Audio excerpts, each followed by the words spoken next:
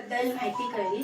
तर मी ते ज्यूस माझ्या आईसाठी, म्हणजे माझी आई ठाण्याला राहते, तिचं वय आता 85 तरी असणार आहे. तर ती 3 वर्षापासून तिला चालायला होत नव्हतं, पायात चमका येत होत्या, जेवण जात नव्हतं, ती सरकत चालायची.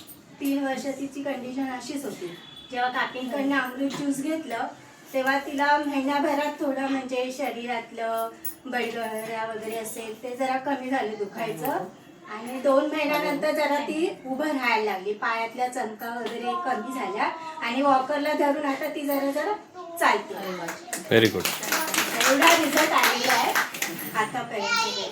ह्यांच्या आईंना सुरुवातीला आपण अमृत ज्यूस देण्याच्या आधी अजिबात त्या चालत नव्हत्या ना, नाही. आणि धरून सुद्धा उभ्या राहत नव्हत्या. म्हणजे इतकं सुंदर. किती बॉटल झाल्या मॅडम त्यांच्या?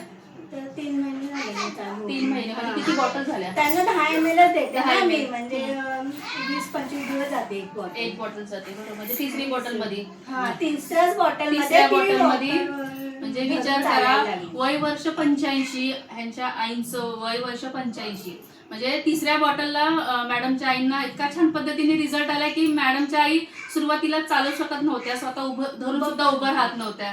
आज मॅडमच्या आई उभ्या राहत आहेत, स्वतःच्या पायावर चालतात. खूप सुंदर रिझल्ट. मॅडम तुम्हाला काय वाटतं अमृत ज्यूस घेतलं पाहिजे का सगळ्यांनी घेतलं पाहिजे. Okay okay, thank you madam.